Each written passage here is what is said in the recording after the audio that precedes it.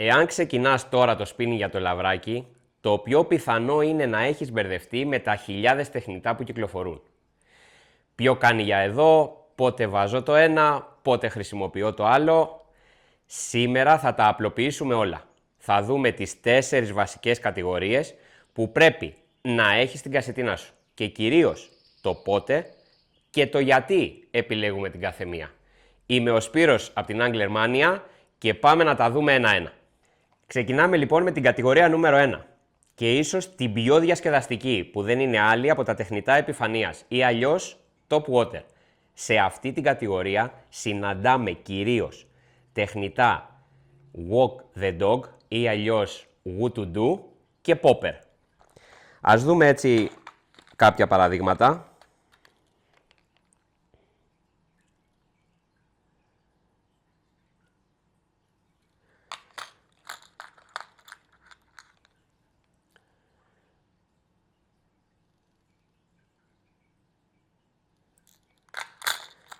Αυτά ήταν 2 έτσι walk the dog χαρακτηριστικά και θα δούμε και 2 ποπεράκια.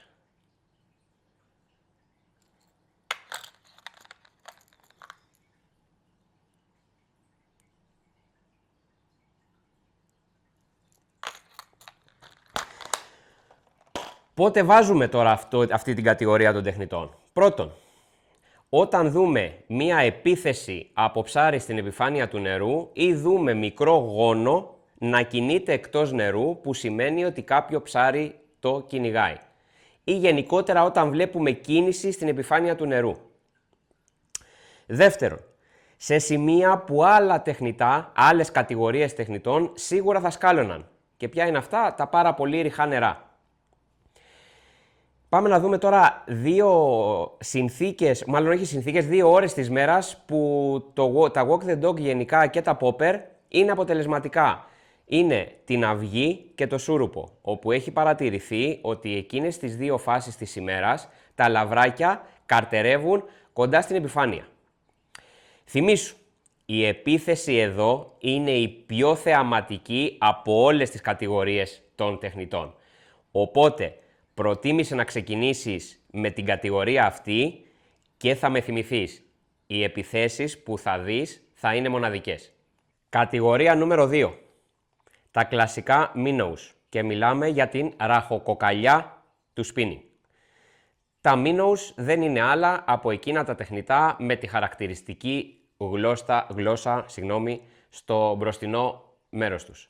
Η γλώσσα και το σχήμα του τεχνητού είναι αυτό που καθορίζει την κίνησή του, αλλά και το βάθος το οποίο θα κινείται.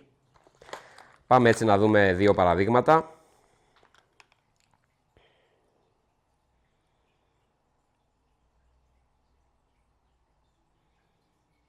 Ένα πολύ ωραίο μικρό minnow.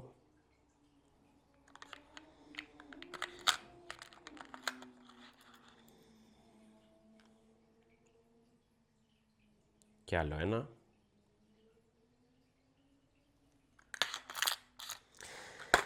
Τώρα, πότε τα χρησιμοποιούμε?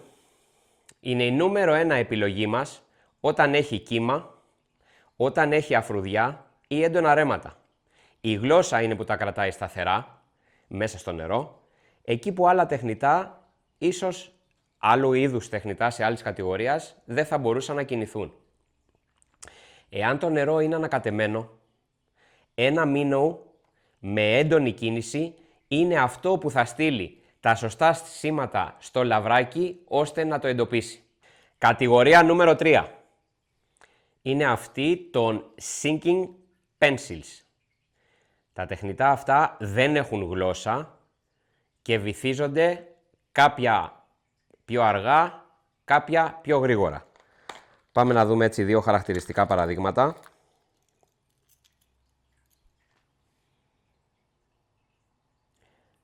Βλέπετε ότι το τεχνητό δεν έχει γλώσσα αυτό.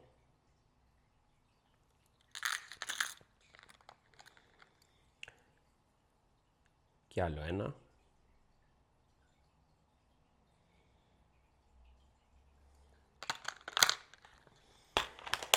Πότε τα χρησιμοποιούμε? Εδώ έχουμε 2 περιπτώσεις. Πρώτον, όταν χρειαζόμαστε πολύ μακρινή βολή. Επειδή δεν έχουν γλώσσα, πετάνε σαν σφαίρες ακόμα και με κόντρα άνεμο. Δεύτερη περίπτωση. Όταν τα λαβράκια είναι πονηρεμένα. Η κίνησή τους είναι μια πιο φυσική κίνηση και διακριτική σε σχέση με τα minnows και μπορεί να είναι το κλειδί της επιτυχίας σε κάποια ψάρια τα οποία είναι πολύ πιεσμένα.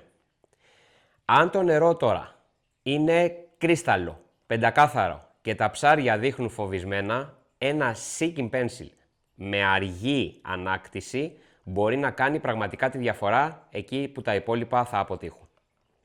Δοκίμασέ το, θα με θυμηθείς. Κατηγορία νούμερο 4. Ίσως η πιο αποδοτική στο ψάρεμα του λαβρακιού και δεν είναι άλλη από τα μαλακά τεχνητά ή αλλιώς σιλικόνες, όπως επικρατεί. Θα σας δείξω έτσι δύο που έχω έτοιμες αρματωμένες.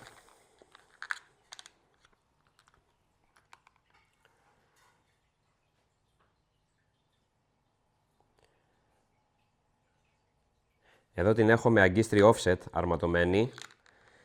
Φυσικά το πιο κλασικό αρμάτωμα μιας τέτοιας σιλικόνης είναι με μολυβοκεφαλή.